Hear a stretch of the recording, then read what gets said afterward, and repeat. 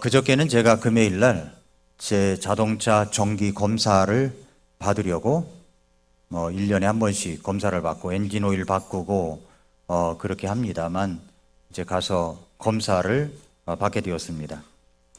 자동차 정비 이제 스캔을 한다고 그러죠.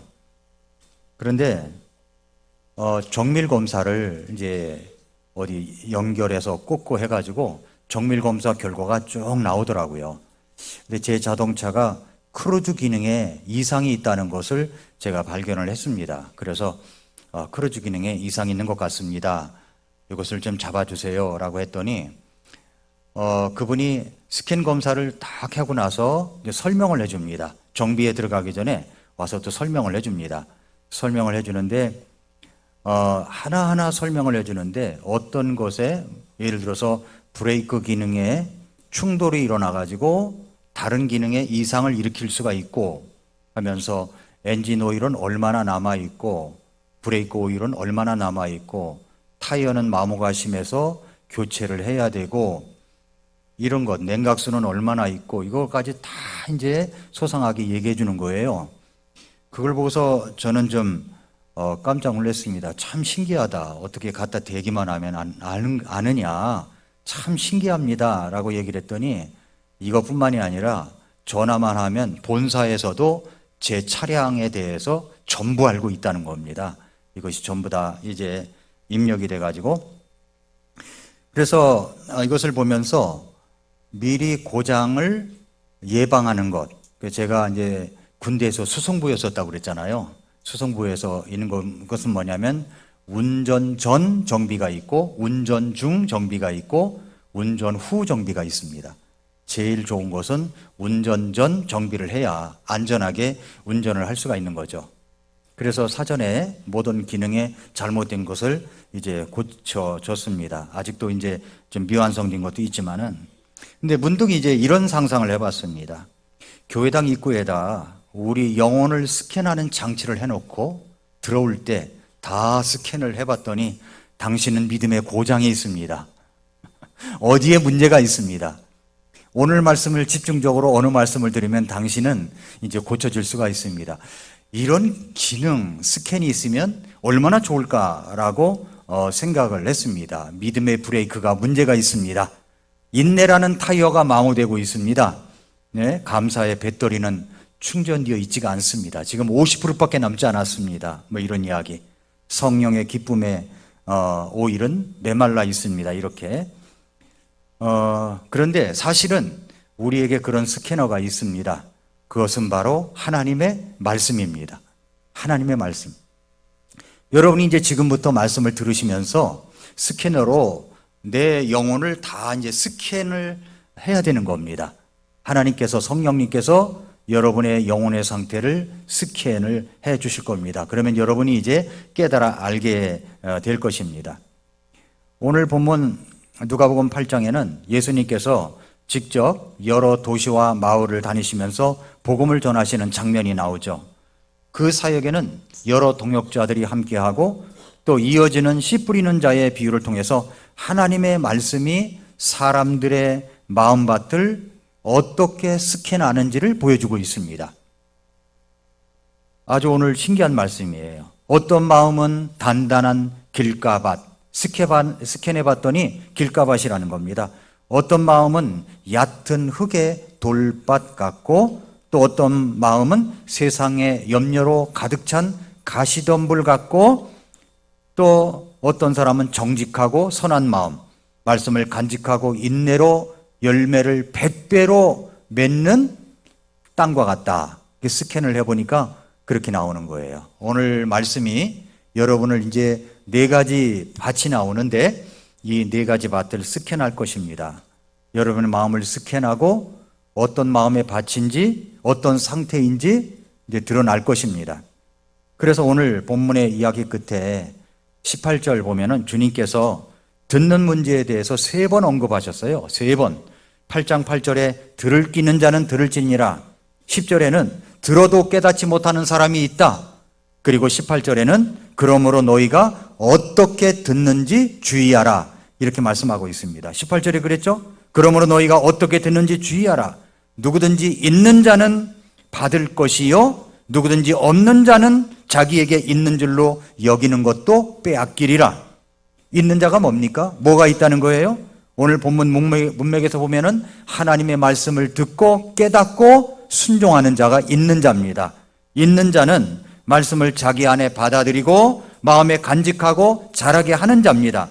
말씀을 귀하게 여기는 자요, 듣는 귀가 있는 자입니다. 자신의 마음밭을 돌보는 자입니다. 말씀을 통해 열매를 맺는 자, 곧 참된 제자입니다. 그 결과가 어떻게 됩니까? 더 받게 된다는 거예요. 더 받게 됩니다. 말씀을 더 많이 깨닫습니다. 신앙도 성장합니다. 성령님의 인도하심도 받습니다. 하나님의 축복을 받습니다. 그러나 없는 자는 어떻게 됩니까? 오늘 본문 문맥에서 말씀을 겉으로는 들었지만 마음에 받지 못한 자, 말씀에 반응하지 않고 무관심하거나 자기 방식대로 살아가는 자, 특히 중요한 표현이 뭐냐면 자기에게 있는 줄로 여기는 것도 빼앗기리라. 있는 줄로 여기는 것도 빼앗기리라. 이것은 나는 신앙이 있다, 나는 안다, 야 씨 뿌리는 미워 나 다 알아, 그러면서 미리 이제 잠을 자려고 하시는 분은 없겠지만은 미리 난 그거 다 알아, 알고 있는 말씀이야, 이렇게 미리 넘겨짚어 말씀을 듣지 않는 자들, 나는 뭐 괜찮아 라고 착각하는 자들 의미합니다. 실제로는 실체 없는 신앙이고 가짜 확신이고 자기 의에 속은 상태를 말하는 거죠. 그 결과 있는 줄로 여겼던 것조차도 사라진다는 겁니다. 말씀에 대한 민감함, 감동, 그리고 은혜, 깨달음 등이 서서히 사라지게 된다는 말씀입니다. 마태복음 13장 12절에도 누구든지 있는 자는 받아서 더욱 풍성하게 될 것이나 누구든지 없는 자는 자기에게 있는 것도 빼앗긴다고 말씀을 했습니다. 마가복음 4장 24절에도 또 그분께서 그들에게 이르시되 너희가 듣는 것에 주의하라.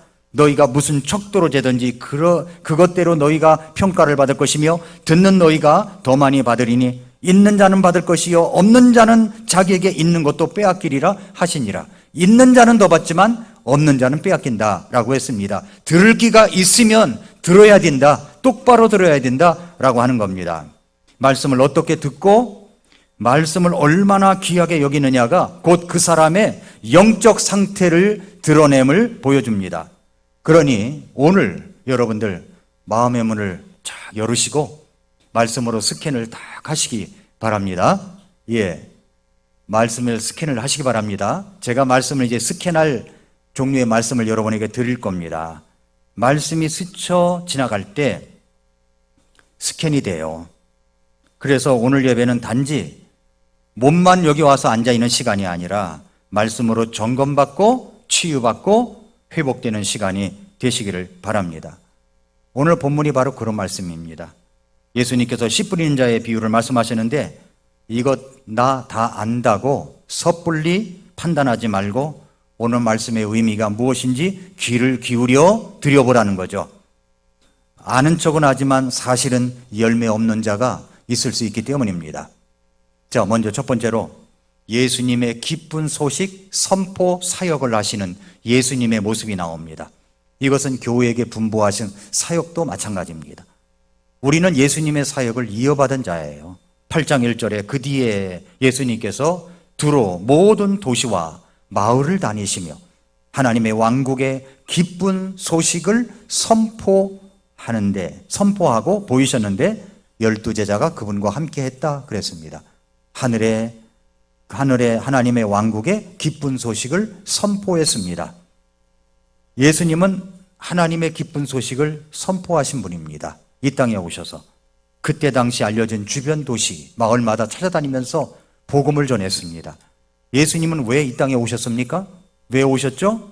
오늘 본문만 보더라도 하나님의 왕국의 기쁜 소식을 선포하기 위해서 오셨습니다. 누가복음을 계속 읽어가다 보면은 예수님께서 왜 이 땅에 오셨는가 하는 말씀을 직접적으로 예수님께서 말씀하신 부분이 나옵니다. 누가복음 19장 10절에 보니까 사람의 아들은 잃어버린 것을 찾아 구원하러 왔느니라. 마가복음 10장 45절에는 사람의 아들도 섬김을 받으러 오지 아니하고 도리어 섬기며 자기 생명을 많은 사람의 대속물로 주려고 왔느니라. 또 요한복음 읽다 보니까 요한복음 10장 10절부터 11절에 보니까 도둑이 오는 것은 다만 도둑질하고 죽이고 멸망시키려 함이지만 내가 온 것은 양들이 생명을 얻게 하고 생명을 더 풍성히 얻게 하려 함이라. 더 풍성히 얻게 하려고 하는 예수님, 이 땅에 오신 목적을 말씀합니다. 요한복음 12장 46절 47절에 보니까 나는 빛으로 세상에 왔나니 이것은 누구든지 나를 믿는 자는 어둠 속에 거하지 않게 하려 함이라. 사람이 내 말들을 듣고 믿지 아니할지라도 내가 그를 심판하지 아니하노니 나는 세상을 심판하러 오지 아니하고 세상을 구원하러 왔느니라. 요한일서 3장 8절에는 죄를 범하는 자는 마귀에게 속하나니 이는 마귀가 처음부터 죄를 짓기 때문이니라. 마귀를 멸하러 오신 예수님. 예수님은 저와 여러분을 구원하러 오셨습니다. 예수님의 그 기대와 소망 때문에 예수님께서 제자들을 훈련하시어 복음을 전하도록 하셨습니다. 오늘 8장 1절에 보면은 예수님께서 기쁜 소식을 선포하였는데 12제자가 그분과 함께 했다라고 말씀합니다. 그리고 예수님께서 십자가에서 죽으시고 부활하시고 나중엔 승천하신 다음에 제자들이 곳곳에서 복음을 전했습니다. 예수님의 사역을 이루기 위해서입니다. 그래서 제자들도 서신서 곳곳에서 예수님께서 왜 이 땅에 오셨는가를 이야기하는데 디모데전서 2장 4절에 보면은 그분께서도 모든 사람이 구원을 받고 진리를 아는 데 이르기를 원하시느니라 말씀하셨고요. 베드로후서 3장 8절 9절에는 그러나 사랑하는 자들아 주께는 하루가 천년 같고 천년이 하루 같다는 이 한 가지 사실에 무지한 자가 되지 말라. 주께서는 자신의 약속에 대해 어떤 사람들이 더디다고 생각하는 것이 더디지 아니하시며 오히려 우리를 향해 오래 참으사 아무도 멸망하지 아니하고 모두 회개에 이르기를 원하시느니라 말씀했습니다. 이 놀라운 복음 사역을 지금까지 이어왔습니다. 여러분, 믿음의 선배들의 피 흘린 발자취를 통해서 암흑기만 해도 5천만 명이 순교를 할 정도로 5천만 명, 우리나라 인구가 죽었습니다. 어떻게 해요? 예수님 믿다가 올바른 침례식을 하다가 올바른 성경을 주장하다가 죽었습니다. 대표적으로 성경에 나와 있는 분 가운데는 스데반이 그랬죠. 돌에 맞아 죽어가면서까지도 저들이 하는 것을 저들이 알지 못해서 그러니까 용서해달라고 하면서 끝까지 복음을 전한 사람이 스데반입니다. 그뿐만 아니라 우리 복도에 가면은 성경, 킹제임스 성경이 나오기까지 그 지도가 하나 있는데 거기 보면은 윌리엄 틴데일이라고 하는 사람이 있습니다. 1536년에 그분이 죽었죠. 그 당시 천주교의 독재 아래 라틴어 성경만 허용되어 읽어왔는데 그런데 여기 틴데일은 헬라어와 히브리어 원문에서 최초로 영어로 성경을 번역한 사람입니다. 영어로 성경을 번역했어요.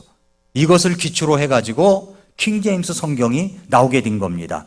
그러나 그는 이제 어떤 마음이 있었냐면은 모든 농부와 어린아이라도 이 성경을 읽게 하고 싶다는 열망을 갖고 그 성경 번역을 한 거예요. 천주교에서 천주교 성당에서 그것이 발각이 돼 가지고 화형을 시켜 죽였습니다. 성경을 번역했다고 화형을 시켜 죽였습니다. 그의 마지막 말은 이렇습니다. 주여 영국 왕의 눈을 열어 주소서. 주여 영국 왕의 눈을 열어 주소서. 이것이 훗날 킹제임스 성경의 기초가 되었고 오늘날 영어권의 모든 복음의 확산의 기초가 된 성경이 되었습니다. 이렇게 피 흘린 발자취를 통하여 이 복음이 성경이 우리에게까지 내려오게 된 것입니다. 자, 먼저 예수님께서 기쁜 소식을 선포한 사역을 보았습니다. 자, 그 다음에 이제 두 번째입니다. 두 번째는 뭐가 있냐면 예수님의 사역을 돕는 사람들이 등장합니다.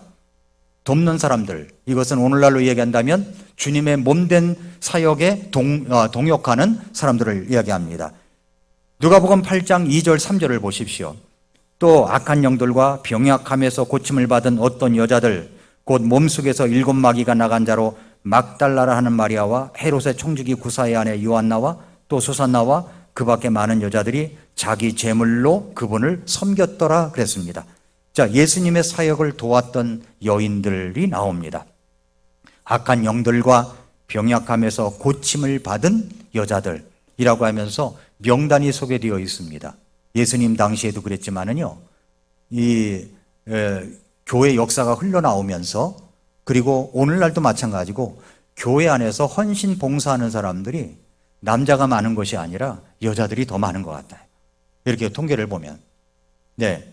그런데 예수님 당시에서도 여기 여자들이, 여인네들이, 자매님들이 예수님을 섬겼다라고 말씀을 하고 있습니다.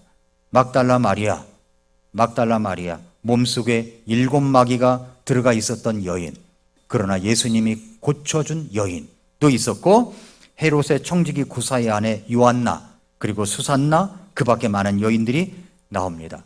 그렇다면 우리는 이걸 생각해 봐야 돼요. 이분들은 왜 그렇게 예수님의 사역을 도왔을까 하는 겁니다. 왜 도왔을까요? 전에도 말씀드렸지만 예수님께 받은 은혜가 컸기 때문에 그렇습니다. 많이 사함을 받은 자는 많이 사랑합니다. 적게 사랑함을 받은 자는 적게 사랑하는 거예요. 예수님께서 말씀하셨죠? 그렇게 이 여인들은 많이 사함을 받았다고 느낀 거예요. 나 같은 사람에게 복음을 들어와서 그 복음이 나를 구속시켜 줬다고, 구원해 줬다고 하는 그 감사함이 너무너무 컸던 것입니다. 예수님께 받은 은혜가 컸던 거죠. 막달라 마리아 같은 경우에는 영적 억압을 받았던 사람입니다. 영적 억압. 몸속에 7마귀가 들어가 있었어요. 7마귀. 그러나 예수님께서 그녀를 고쳐주셨습니다. 마귀를 쫓아내 주셨습니다. 평생 그렇게 영적 억압을 받으며 살아갈 수밖에 없었던 자기를 예수님께서 친히 고쳐주셨어요. 고쳐주셨습니다. 얼마나 고맙겠습니까? 얼마나 감사하겠습니까? 생각해 보세요. 내가 어떤 사람이 전해준 복음이 없었다면 나는 이 세상에서 쾌락을 즐기던, 억압받으며 살던, 그렇게 고통스럽게 살다가 영원히 지옥불에 들어갈 수밖에 없었는데, 나 같은 자를 불쌍히 여기셔서 어떤 사람에게 복음을 전해주시고, 믿는 부모님 아래에서 태어나게 하시고, 이렇게 해서 복음을 듣게 하시고 나 같은 자를 구원받게 해주셨으니까 얼마나 감사한 일입니까? 그러니까 그런 감사함이 많은 사람은 많이 사랑하는 겁니다. 여기 여인네들이 그랬었어요. 성경에 모두 다 기록은 나와 있지 않지만 똑같은 사연들이 다 있었을 것입니다. 그런데 이분들은 무엇으로 예수님을 섬겼습니까? 제물로 섬겼다고 이야기합니다. 자기가 가진 제물로 드려 헌신을 했습니다. 자신들이 갖고 있던 것으로 주님을 섬긴 거죠. 그러니까 이들은 단순한 후원만 한 것이 아니라 헌신적인 동역의 개념으로 섬겼다라고 하는 단어를 쓴 겁니다. 여기 섬겼다라는 단어가 이 여인네들은 경제적으로 자립이 가능한 그런 분들이었습니다. 그래서 예수님의 사역에 들어가는 비용을 실제적이고 지속적으로 헌신을 한 거죠. 단순한 도움이 아닙니다. 전에도 한번 이 계산을 이야기했지만은 이 13명, 예수님하고 12제자죠. 13명의 장정들이 매일 아침 먹고 점심 먹고 저녁을 먹고, 이것을 값으로 따지면 한 달에 예산이 얼마나 들어가겠습니까? 상당히 들어갈 겁니다. 최소한으로 잡아도 상당히 들어가요. 그것을 이 여인네들이 자기가 갖고 있는 재물로 섬겼다는 거죠. 예수님께서 사역을 하시도록, 제자들이 함께 예수님을 도우며 사역을 할 수 있도록 그렇게 재물로 섬겼다라고 말씀하고 있습니다. 사역의 일부를 감당한 것입니다.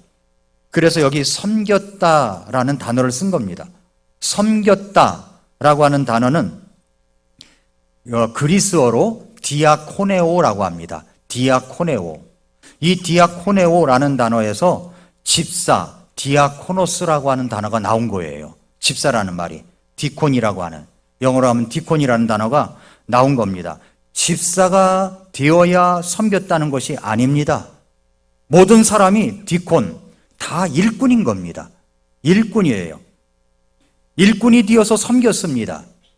그리고 교회에 필요가 있을 때 행정적이고 또 사역의 효율을 위해서 디콘, 여기 집사를 세우는 겁니다. 집사는 계급 직분이 아니에요. 우리나라는 이 계급 직분으로 받아들이는데 계급 직분이 아닙니다. 일꾼입니다. 일꾼. 더 이상 일을 할 수 없다. 그러면 디콘이 될 수 없는 거예요. 그래서 이 디콘이라고 하는 것은 섬기는 직입니다. 섬기는 직, 찾아서 섬기는 직이에요. 교회 사역도 동역자가 있어야 됨을 이야기합니다. 누가복음 8장 3절에서 예수님의 사역을 도왔던 여인들처럼 물질로서 섬기는 사람도 있어야 됩니다. 또한 여러 일꾼들이 있어야 돼요. 로마서 16장에 보면은 여러 이 사도 바울의 동역자들이 이름이 나옵니다. 겐그리아 교회의 일꾼으로 추천받았던 베베, 브리스길라, 아굴라 부부, 에베네오, 마리아, 안드로니그와 유니아 등등이 나옵니다. 그리고 사역자들도 소개합니다. 디모데, 루기오, 야손, 소시바더, 더디오, 가이오, 에라스도, 구아로 등도 나와요. 이들은 어떤 사역에 헌신을 했는지 그것도 구체적으로 나옵니다. 그래서 사도 바울은 이들을 소개할 때 나의 사랑하는 자, 그리고 수고한 자, 더 많이 수고한 자, 택하심을 받은 자로 부르면서 복음 사역의 공동체적 헌신을 소개하고 있습니다. 최소 35명 이상이 소개되어 있습니다. 교회 사역은 함께하는 사역입니다. 모두가 주님의 일꾼입니다. 디콘이에요, 디콘. 말씀 사역의 중심을 이루면, 말씀 사역의 중심을 이루면 나머지는 모두 이 사역을 돕고 뒷받침하는 사역 구조 시스템으로 되어 있으면서 그리고 그 사역을 돕는 겁니다. 그렇다면 여러분은 무엇으로 이 주님과 함께하는 이 사역을 돕고 있습니까? 무엇으로 돕고 있죠? 이야기가 이제 두 번째 돼지 이야기고 마지막은 뭐냐면 씨 뿌리는 자의 비유를 통한 복음 사역의 결과입니다. 자, 여러분 지금 마음을 스캔하고 있는 겁니다. 하나님 말씀을 통해서 누가복음 8장 4절부터 10절까지는 예수님께서 씨 뿌리는 자의 비유를 말씀하십니다. 자, 씨 뿌리는 자의 비유 내용이 뭐냐면 씨를 뿌리러 나가는 자가 있었습니다. 씨를 뿌립니다. 그 뿌린 씨가 네 가지 밭에 떨어졌다는 거예요. 5절에는 길가, 어떻게 됐어요? 발에 밝히고 공중에 새가 와서 먹어버렸습니다. 6절, 바위 위에 떨어졌어요. 싹을 내다가 수분이 부족해서 시들어 버렸습니다. 7절, 가시나무들 사이에 떨어졌습니다. 씨가 자랄 때 가시나무도 자라서 숨이 막혔다고 이야기를 합니다. 8절, 좋은 땅, 싹을 내서 100배의 결실을 맺습니다. 그러면서 뭐라고 그러냐면 들을 귀가 있는 자는 들을지어다. 들을 귀가 있습니까? 들을지어다 말씀하고 있어요. 그러면서 이제 그 피 뿌리는 자의 비유가 어떤 것이냐고 예수님께 여쭈었더니 예수님께서 이제 설명을 해주시는 겁니다. 9절부터 15절까지가 그 내용인데 씨는 뭐라고 그러냐면은 하나님의 말씀입니다. 하나님 말씀. 저도 지금 여러분에게 씨를 뿌리고 있는 겁니다. 마음밭에 씨를 뿌리는 거예요. 하나님의 말씀입니다. 씨를 뿌리는 자는 그 씨를 뿌리는 자, 그리고 하나님의 말씀을 전하는 자, 복음 사역에 동역하는 자를 말합니다. 12절 길가 어떻게 설명하고 계세요? 말씀을 듣기는 듣습니다. 그러나 마귀가 와서 듣는 자의 마음밭에 떨어진 그 씨 말씀을 빼앗아 갑니다. 빼앗아 가요. 그래서 믿지 못하고 구원받지 못하는 자가 된다라고 했습니다. 여러분 이제 주일날 와서 설교를 들을 때 조는 사람이 있거든요. 저는 열심히 졸다가 절벽에서 떨어진 느낌을 한번 받을 때 깨어난다고 생각되기 때문에 그런 분을 보면은 빨리 좀 절벽에서 떨어져라 이렇게 이야기합니다. 그런데 중요한 것은 말이죠. 토요일부터 자기 몸을 관리할 줄 알아야 돼요. 늦게 자고 일찍 일어나서 안 졸겠습니까? 천하장사라도 다 조는 거예요. 그건 어쩔 수가 없어요. 졸지 말라고 해도 졸아요. 그건 어쩔 수가 없어요. 그래서 저는 그걸 알기 때문에 빨리 좀 한번 뚝 떨어지는 기분을 느낀 다음에 깼으면 좋겠다. 이렇게 설교 끝날 때 끝나는 게 아니라 버스 타면 내릴 때도 졸던 사람이 기가 막히게 깨잖아요. 그거 똑같은 거예요. 그래서 자기 몸을 좀 관리할 줄 알아야 돼요. 영양제가 부족하면 영양제도 먹고 그렇게 관리할 줄 알아야 돼요. 주일마다 와서 졸면 어떻게 합니까? 그죠? 그럼 어떻게 돼요? 말씀의 씨가 떨어졌는데 마귀가 와서 쏙 빼간다는 이야기예요. 생각나지도 않아요. 스캔해 보세요. 한번 자기가 어떤가. 길가바다 아닌가. 생각해 보라는 겁니다. 학생들도 마찬가지입니다. 학생들도 교회 와서 여기가 편안해서 그런지 이 조는 애들이 좀 있더라고요. 토요일 날 관리할 줄 알아야 돼요. 수업 시간에 좁니까?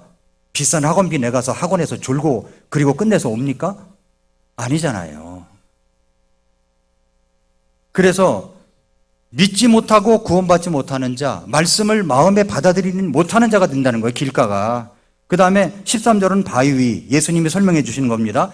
말씀의 씨가 뿌려져 들을 때 기쁨으로 말씀을 받아들입니다. 그러나 뿌리가 없어 잠시 믿기는 믿지만 시험이 오면 떨어져 나가는 자들이라는 거예요. 시험이 오면 떨어져 나가는 자들입니다. 14절, 가시나무들 사이 말씀의 씨가 떨어졌습니다. 자라납니다. 그런데 이 세상의 삶을 살아가면서 오는 염려, 재물에 대한 염려, 쾌락으로 숨이 막혀버린 거야. 그래서 결국은 열매를 맺지 못하고 사그라듭니다. 15절, 좋은 땅, 말씀의 씨가 떨어졌습니다. 정직하고 선한 마음 속에서 그 말씀을 간직합니다. 그리하여 인내로 열매를 맺었다라고 하는 거예요. 말씀의 씨가 떨어졌을 때 정직하고 선한 마음이라고 하는 것은 하나님의 말씀을 왜곡 없이 열려진 상태로 수용하는 마음의 자세를 이야기하는 겁니다. 자기 의나 편견 없이 주여 말씀하시옵소서 하는 이 겸손한 마음을 가리키는 거죠. 씨가 뿌려지는 밭, 마음이 먼저 준비되어 있어야 한다는 것을 말씀하고 있는 겁니다. 간직했다는 말은 하나님의 말씀을 일시적으로 듣고 흘려보내는 것이 아니라 마음에 깊이 붙들고 묵상하며 기억하는 태도를 말하는 겁니다.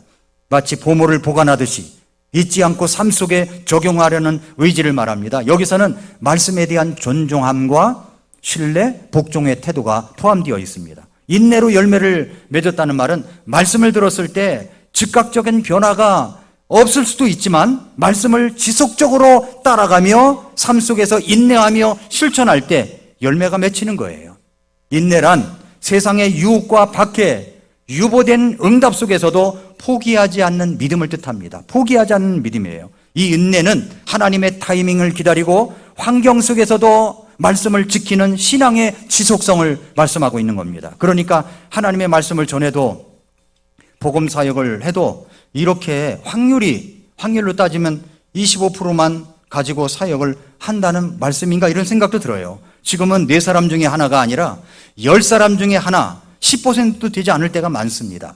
그러나 이 본문 말씀은 그렇게 수학적인 계산을 하라는 말씀이 아니라 저는 이 말씀을 묵상하면서 비록 4가지 마음밭의 소유자들 중에 좋은 땅만 결실하지만 그 결실은 어떻다고 그랬습니까? 100배의 결실을 맺는다고 그랬어요. 100배의 결실. 다른 곳에서는, 다른 성경에서는 30배, 60배, 100배의 결실을 맺는다라고 말씀을 하고 있습니다. 우리가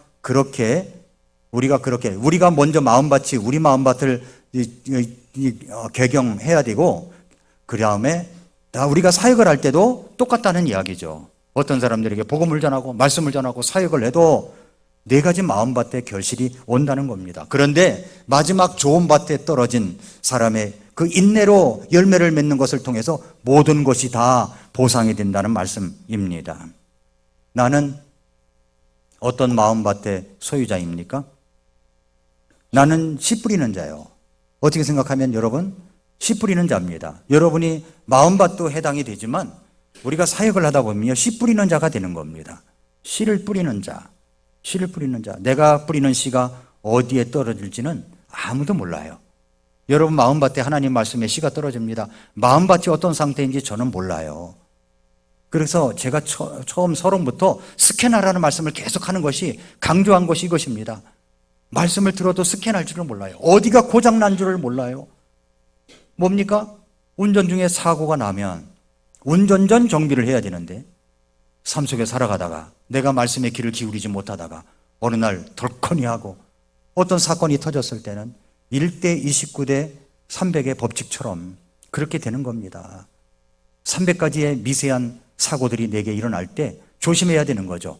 29건의 중대한 어떤 중간급의 어떤 사건이 일어날 때 조심해야 되는 겁니다. 이렇게 조심하지 아니하면 큰 사건이 뻥 하고 터질 수밖에 없는 겁니다. 미리 정비를 해야 돼요. 미리 스캔을 하고 나는 오늘 마음밭이 어떤가 우선 내 자신을 점검해야 되겠죠. 그뿐만 아니라 우리가 사역을 할 때에도 마찬가지라는 겁니다. 이렇게 우리가 씨를 뿌리면 네 가지 마음밭이 나온다는 거죠. 그래서 누가복음 18장 18절 다시 보세요. 18장 18절. 그러므로 너희가 어떻게 듣는지 주의하라. 누구든지 있는 자는 받을 것이요 누구든지 없는 자는 자기에게 있는 줄로 여기는 것도 빼앗기리라. 성도 여러분, 사역을 이해하는 수준을 높여야 됩니다. 사역을 이해하는 수준이 높여야 돼요. 우리들이 주님을 위한 사역의 가치는 얼마나 될까요? 2014년 4월 프랑스 관광객 카린 곰보라고 하는 사람이 있었습니다. 카린 곰보. 이름이 곰보래요. 곰보. 카린 곰보. 그런데 뉴욕에 이탈리아를 뉴욕의 리틀이라고 하는 이탈리아를 방문한 후에 호텔로 돌아가던 중에 그랜드 센트럴 그 터미널 근처에서 쓰레기통을 뒤지는 한 남성을 발견했답니다. 이 여인이. 그래서 너무 불쌍하게 보인 거예요. 낡은 옷차림에 면도를 하지 않고 그런 모습으로 이분은 그를 노숙자로 생각하고 자기가 먹다 남은 피자 조각 하나를 갖다 주면서 좀 식어졌지만 이거라도 드십시오 라고 이야기를 했다는 겁니다.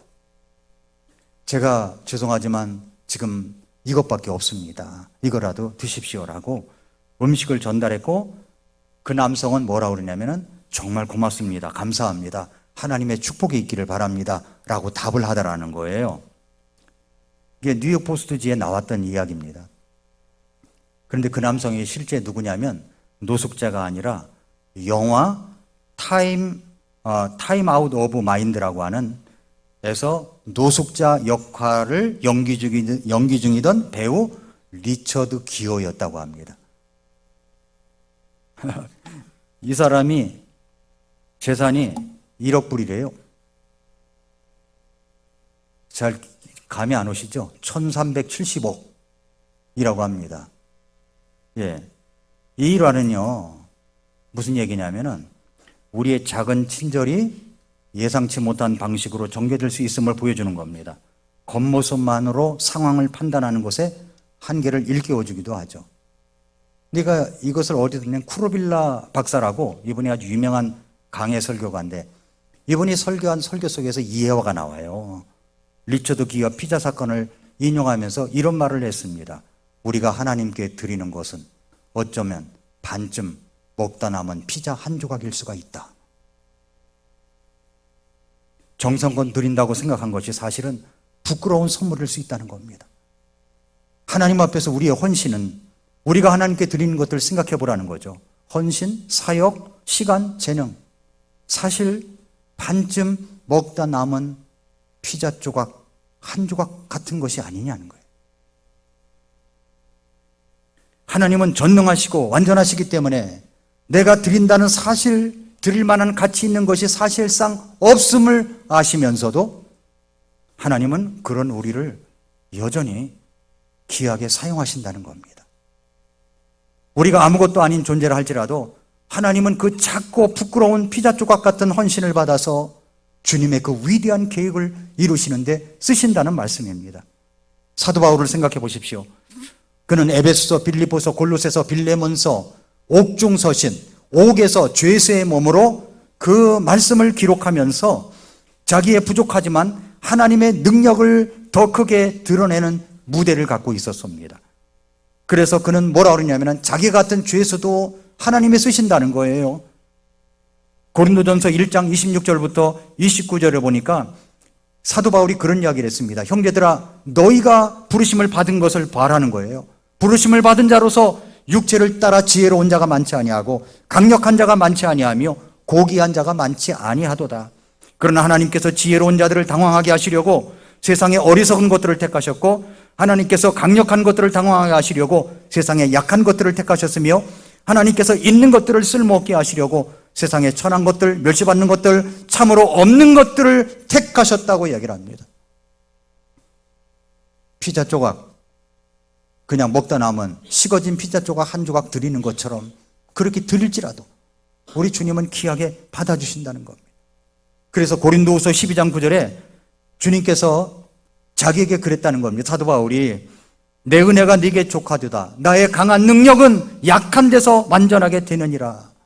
그래 사도 바울이 크게 기뻐하면서 자기 연약한 것들을 자랑했다고 이야기하고 있습니다. 성도 여러분, 우리가 하나님께 드리는 것이 마치 반쯤 먹다 남은 피자 조각 한 조각 같을지라도 하나님은 우리를 기쁘게 받으시고 그 일을 쓰십니다. 예수님께서 사역을 하실 때 은혜를 많이 받았던, 많이 감사했던 여인들이 그 옆에서 함께 사역을 이뤘어요. 그러면서 씨 뿌리는 비유를 설명을 해 주셨습니다. 우리는 씨 뿌리는 비유를 생각할 때 그저 내 마음밭만 생각할 때가 많이 있지 않습니까? 그래서 사실은 내가 하는 사역 속에서도 똑같다는 겁니다. 그래도 실망하지 말라는 거죠. 좋은 땅에 떨어지면 그것이 100배로 결실을 맺기 때문에 그걸 인내로 기다려야 된다고 하는 말씀입니다. 주님의 사역은 교회의 사명이자 정체성입니다. 우리는 전부 다 놓고 가야 돼요. 이제 다 놓고 가야 됩니다. 천하를 주름닫던 알렉산더도 자기 죽을 때 관에다가 양쪽에 구멍을 뚫어가지고 자기 손을 갖다 밖으로 내놓으라고 했다고 합니다. 왜냐하면 천하를 주름잡던 알렉산더도 갈 때는 빈손으로 간다는 것을 알려주기 위함이었다고 이야기하고 있습니다. 우리는 다 그렇습니다. 우리 작은 헌신도 받아주시는 주님이 얼마나 감사합니까? 주님의 사역을 이루어 가는데. 그래서 18절 말씀하고 있는 겁니다. 그러므로 너희가 어떻게 듣는지 주의하라. 누구든지 있는 자는 스캔을 잘해가지고 주님 그렇습니다. 네, 그 말씀대로 살겠습니다. 주님 제 자신을 드리겠습니다 하는 자는 받을 것이고 없는 자 상관도 없다. 스캔을 해도 잘 모르겠다 하게 되면 있는 것도 빼앗기는 겁니다. 여러분은 어떻게 주님 앞에 반응하시겠습니까? 기도하겠습니다.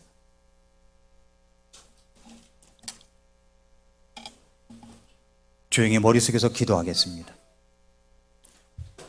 이 시간 우리 자신을 살펴보십시다. 우리 주님께서 누가복음 8장을 말씀하시면서 그러므로 너희가 어떻게 듣는지 주의하라 말씀하십니다. 여러분의 마음밭을 우선 생각해 보십시다. 어떤 마음밭입니까? 어떤 상태입니까? 길가와 같습니까? 바위 위에 떨어졌습니까? 가시나무들 사이에 떨어졌습니까? 좋은 땅에 떨어졌습니까? 자꾸만 우리는 생각할 때 너무 말씀의 씨가 내 땅에 떨어져서 열매를 맺어야 되는데 지나칠 때가 얼마나 많은지 모릅니다. 하나님의 말씀을 정직하고 선한 마음으로 받는 자세, 간직하는 자세, 인내로 간직하는 자세, 그랬을 때 100배의 결실을 맺는다고 했습니다. 우선 하나님 앞에 하나님 제가 좋은 땅으로 주님 앞에 설 수 있기를 원합니다. 도와달라고 기도하시고 여러분이 하는 주님을 위한 사역에 어떻게 헌신하고 있는가를 생각해 보십시오. 먹다 남은 작은 피자 조각 한 조각일지라도 우리 주님은 받아주십니다. 1370억의 부자가 작은 피자 조각 하나 가지고 만족하겠습니까? 그럼에도 불구하고 감사히 받았습니다. 우리 주님이 나의 작은 헌신을 받아주십니다. 주님 오실 때까지 주님 제가 헌신하며 살겠습니다고 하는 결단이 있으시기를 바랍니다. 같이 기도하겠습니다.